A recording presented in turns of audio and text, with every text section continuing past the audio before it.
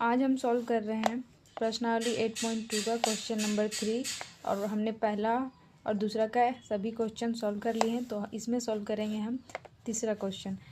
तो क्वेश्चन है, यदि 10a प्लस बी बराबर √3 तथा 10a माइनस बी बराबर 1/√3 तो 0 डिग्री से a प्लस बी बड़ा होगा तथा 90 डिग्री से a प्लस बी 90 डिग्री बड़ा होगा या तो दोनों बराबर होगा। और यहाँ पे है a b से बड़ा होगा। तो a तथा b का मान ज्ञात कीजिए। यानी जो क्वेश्चन आंसर में b का मान a से छोटा होना चाहिए, a का मान बड़ा होना चाहिए। तो चलिए सॉल्व करते हैं। तो देखिए, ये तो दिया हुआ क्वेश्चन में, ये तो हमने लिख लिया है। तो यहाँ लिखेंगे 10 शर्त 1 रहेगा ये। तो शर्त 1 है और देखिए 10a प्लस बी बराबर √3 किसका मान होता है? √3 किस 10 60 डिग्री का मान है। तो यहाँ लिखेंगे 10 60 डिग्री।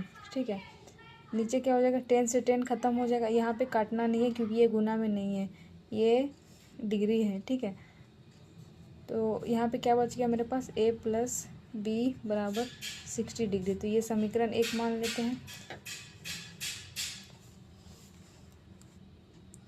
और दूसरा शर्त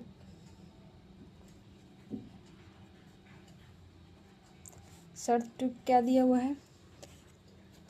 देखिए शर्त 2 दिया हुआ है यहाँ पर a माइनस बी बराबर 1/√3। तो यहाँ लिखेंगे 10 भी यहाँ रहेगा, 10a माइनस बी बराबर 1/√3। ठीक है, तो √3 किसका मान होता है? √3 10 30 डिग्री का मान होता है। तो यहाँ लिखेंगे 10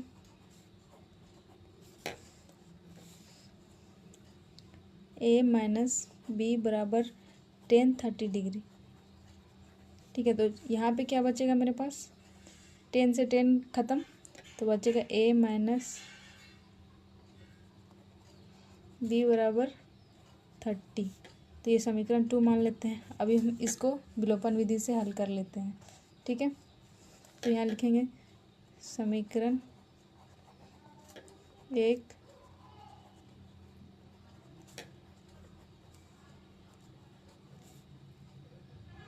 2 से। तो समीकरण 1 क्या है मेरा? a प्लस बी बराबर 60 और नीचे a, दूसरा समीकरण a माइनस बी बराबर 30। तो यहाँ लिख देंगे, घटाएंगे नहीं क्योंकि घटाएंगे तो साइन बदलेगा। तो यहाँ लिखेंगे जोड़ने पर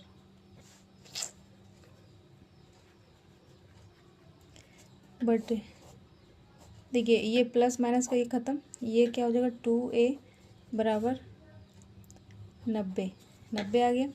तो a बराबर क्या हो जाएगा? 90/2। तो a का मान कितना निकल गया?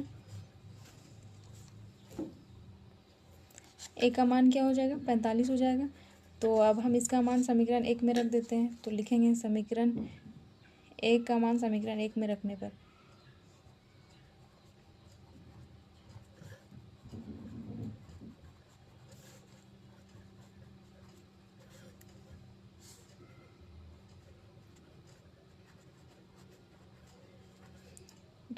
ठीक है, तो समीकरण 1 क्या था?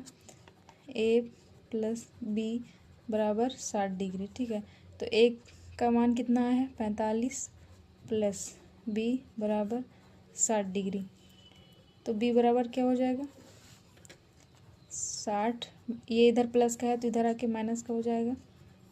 तो b का मान कितना निकल गया?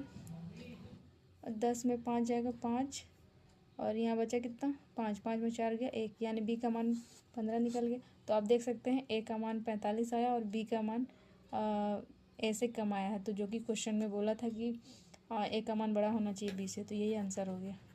तो प्लीज़ अगर आपको समझ में आया हो तो प्लीज़ लाइक और सब्सक्राइब जरूर करें। धन्यवाद।